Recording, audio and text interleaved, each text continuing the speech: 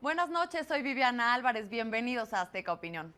Necesitamos contar con toda la información para entender un tema, pero a veces se vuelve más sencillo cuando lo obtenemos en contexto. La migración no termina con la deportación de Estados Unidos. Lili Telles conversa en cámara libre con el senador Marco Antonio Blázquez, secretario de la Comisión de Asuntos Frontera Norte. Ante la llegada de nuevos partidos políticos, debe haber una recomposición en el espectro político. Ubícate en la dirección correcta, Periférico 1313, y conoce la estrategia que llevará a cabo el partido Nueva Alianza. La reforma en telecomunicaciones trajo cambios para los consumidores. ¿Qué derechos tenemos ante estas modificaciones? La Profeco nos lo dice en La Billetera en unos minutos. Te esperamos a partir de la medianoche con la programación de Azteca Opinión. También nos puedes seguir a través de nuestras acostumbradas redes sociales para no perder detalles de la información. Comenzamos.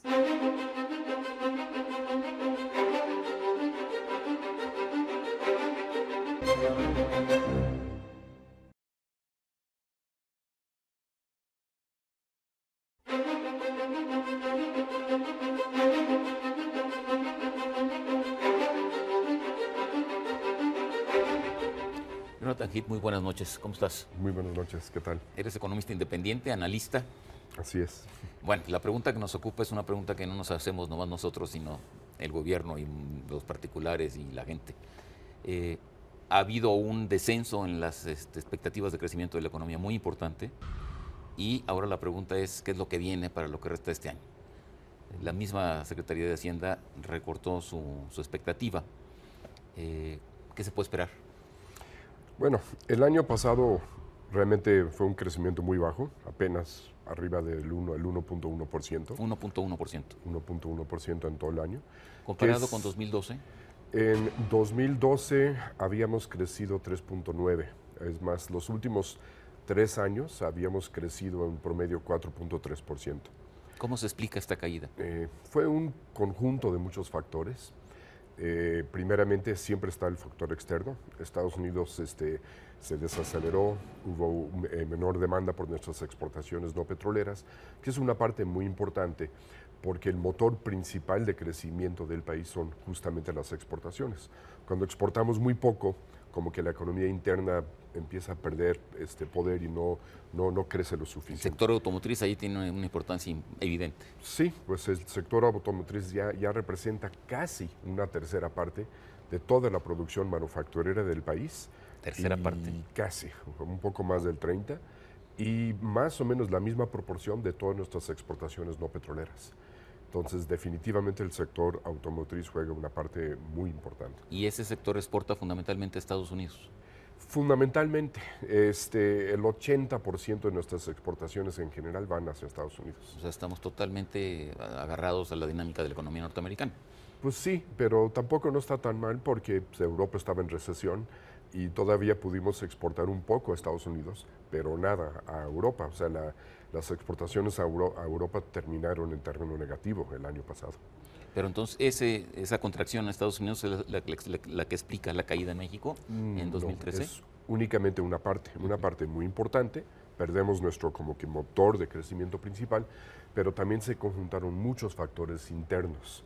La crisis de la construcción, que seguramente ya se ha hablado mucho, pues había una política de construcción de vivienda, especialmente de interés social, yo creo que pues equivocada, que realmente estaba creando pues, pequeñas ciudades con miles y miles de casas totalmente abandonadas porque pues no... ¿Hay cifras de eso? Porque son cifras fabulosas, no digo escandalosas. Sí, pues se hizo un censo y creo que se había llegado a algo así como 1 millón de casas, una cifra totalmente escandalosa. Deshabitadas porque la gente no puede vivir allá por los transportes, etc. Transportes, incluso esparcimiento, escuelas, todo. O sea, realmente era ridículo vivir en un lugar tan aislado y tener que transportarse para absolutamente todo. ¿Y esta locura cuándo comenzó? ¿Con el gobierno de Calderón, con el de Fox o viene de más lejos? Principalmente desde antes, pero Calderón fue el que más lo impulsó. Ya venía desde mucho antes, pero Calderón quiso terminar su sexenio como que el presidente de la vivienda.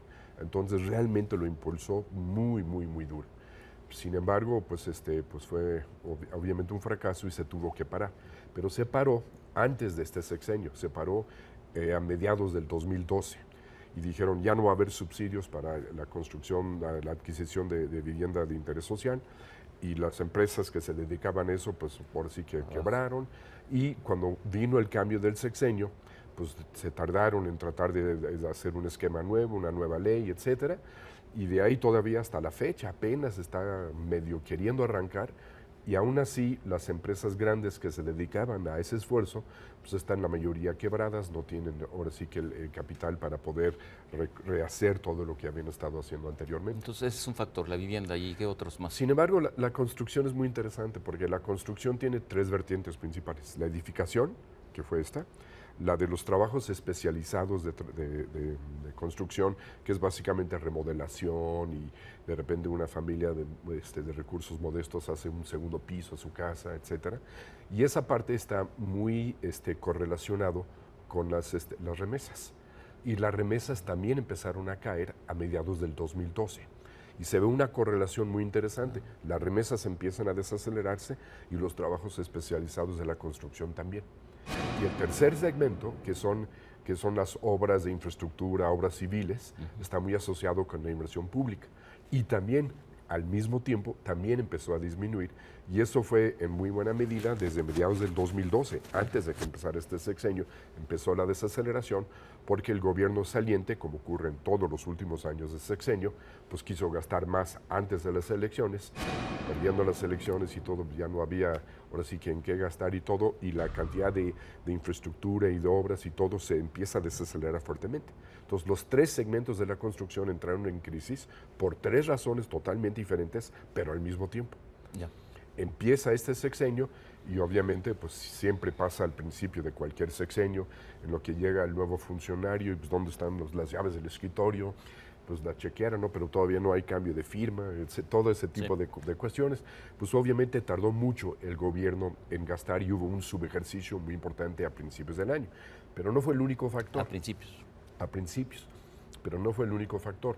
Hay que recordar que la ley de responsabilidad hacendaria decía que el gobierno debe de tener un presupuesto balanceado, pero se puede incurrir en un déficit temporal si hay una recesión o una crisis, que fue lo que pasó en el 2008-2009.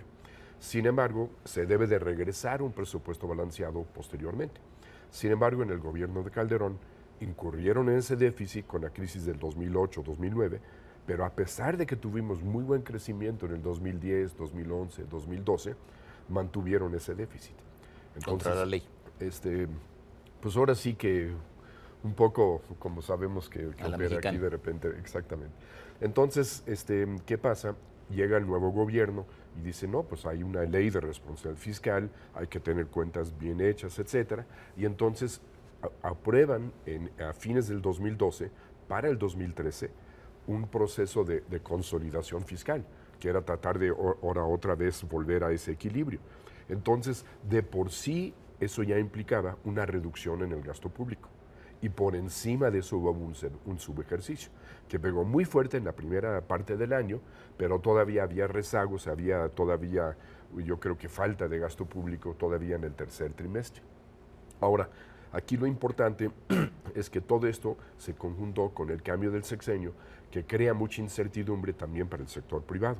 Y el mismo sector privado le baja el ritmo de la inversión, esperando a ver qué es lo que va a hacer el gobierno, cuáles son las nuevas políticas, etc. Pero eso estuvo ahora sí que combinado con todo este proceso de reformas estructurales que se querían hacer, que implican cambio de reglas muy importantes. Entonces, si de por sí se desacelera la inversión privada al inicio de cada sexenio, entró en terreno negativo, porque casi todo el sector privado estaba en espera, qué reformas se van a aprobar, y ya que sabiendo cuáles se aprueban, cómo vienen las leyes secundarias, y eso pues creó una gran cantidad de incertidumbre. Entonces, por eso se desacelera bastante el 2013. Nos falta un factor ahí, bueno, creo yo, te lo pregunto, la reforma fiscal. Pero eso es 2014. Nos esperamos entonces. Exactamente, ¿no? Precisamente la idea era, se desacelera mucho la economía, y bueno, pero ya con el cambio ya para el 2014, el gobierno ya dice voy a gastar mucho más, porque cambian la ley ahí para poder incurrir en un déficit mayor. Entonces, en vez de tener lo que ellos llaman el presupuesto balanceado, que es el 2% del PIB de déficit incluyendo la inversión de Pemex, se van hasta el 3.5% de déficit. Entonces el gobierno no solamente dice que voy a aumentar los impuestos y quitarle ingresos a los hogares para financiar mayor gasto, sino aparte voy a pedir prestado al mercado para todavía gastar mucho, mucho más. Entonces viene el 2014 y pues el gobierno esperando que con este gasto ya por fin va a empezar a reactivar la economía, pero creo que subestimó por mucho justamente el efecto de la reforma fiscal. O sea, en Estados Unidos, siempre cuando hay una recesión y quieren utilizar las finanzas públicas o la política fiscal como para rehacer y reanimar la economía, ¿qué es lo que hacen? Disminuyen los impuestos de los hogares y las empresas, especialmente los hogares, porque allá el consumo es uno de los motores principales de crecimiento. ¿Y qué hicimos nosotros? Aumentamos los impuestos.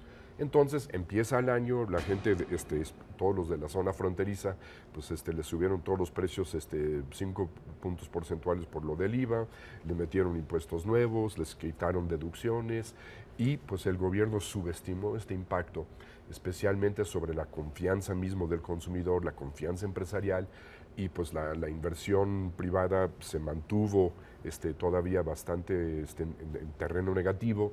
Y el consumo y la inversión fueron los factores que realmente empezaron a desacelerarse de una forma muy importante.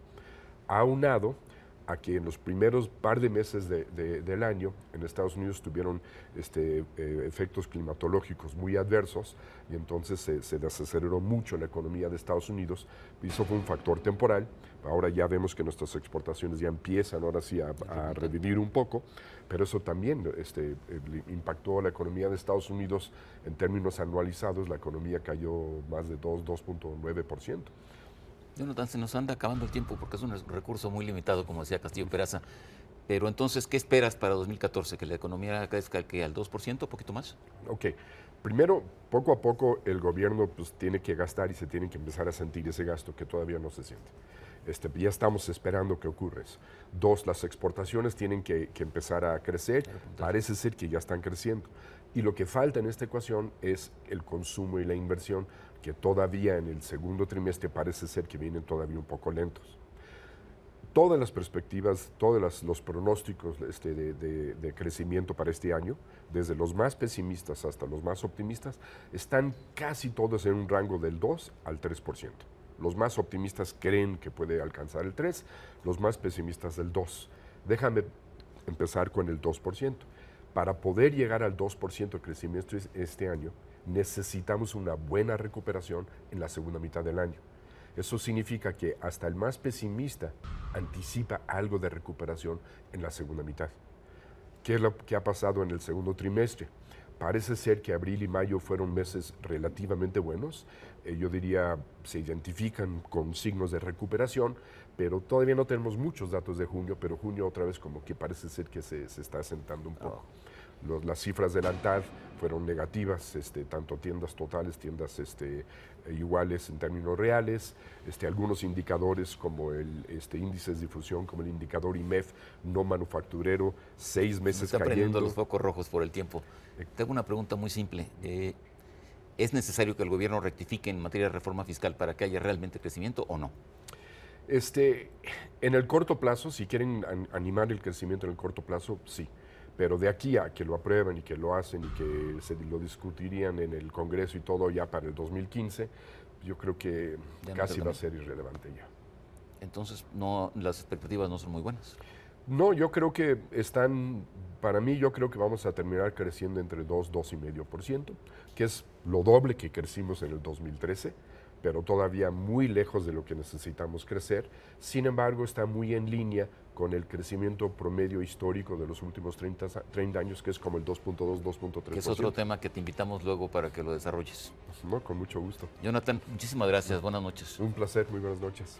Buenas noches en Contexto. Hasta la próxima semana.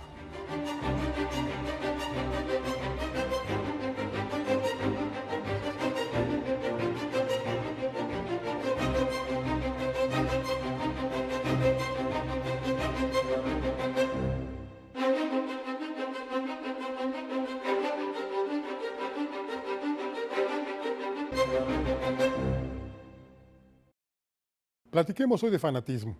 Un problema que desde siempre, pero sobre todo ahora, causa problemas en los planos nacionales e internacional. Para empezar, reconozcamos que todos tenemos una ideología política que ayuda a construir la personalidad y a desarrollar nuestra autoestima. El problema surge cuando se llega al fanatismo y se alinea con grupos ultras que presumen sentirse seguros con sus ideologías, porque a su juicio son perfectas y miran como peligro a las otras ideologías que no concuerdan con la suya. En esta situación hay condiciones para que se genere violencia, pues uno y otro bando defienden con tenacidad sus creencias u opiniones, sobre todo religiosas o políticas, y demuestran una apasionada preocupación por sus ideas y resguardan con inflexibilidad exagerada sus hipótesis. Internacionalmente, hoy el planeta vive varios conflictos provocados por el fanatismo, igual en tierras ucranianas que en el Medio Oriente. Así, tras el estallido de la última ola de violencia en Israel y Palestina, no basta con pedir otro cese al fuego. Llegó el momento de tomar acciones contundentes, no violentas, que pongan fin a esa pesadilla que lleva décadas. Nuestros gobiernos han fracasado. Mientras hablaban de paz y aprobaban resoluciones de la ONU, han seguido comerciando, invirtiendo y contribuyendo a perpetuar la violencia junto a numerosas empresas. Solo hay una manera de frenar este ciclo infernal: mediar entre fanáticos de uno y otro lado. Igual en Rusia y Ucrania, al seno mismo de Siria, pero sobre todo en lo que toca a nosotros, urge encontrar acuerdos políticos que ya no enfrenten a la población unos contra otros, cuando por ejemplo se discuten iniciativas que dicen van a ayudar al despegue económico y social de los habitantes del país, mientras que otros señalan exactamente lo contrario. Y hay que tener cuidado, pues como decía Denis Diderot, el fanatismo a la barbarie, solo hay un paso. Ahora que en otro tema debemos felicitarnos de que en los debates legislativos que se han llevado en el Congreso para aprobar las leyes secundarias de la reforma energética, senadores y diputados hayan conseguido eliminar una disposición que a todas luces resultaba lesiva para la economía de la mayoría de las familias, y que no era otra que la de eliminar el subsidio gubernamental a las tarifas eléctricas. Y así, muchos podremos dejar de decir que cuando fuimos niños le teníamos miedo a la oscuridad, y ahora adultos le tememos a la luz, sobre todo cuando llega el recibo. ¿A poco no? Soy Paco Rodríguez, le agradezco su atención, lo invito a reencontrarnos aquí la próxima semana. Mientras tanto, le deseo como siempre que haya buenas gracias y muchas, muchas noches.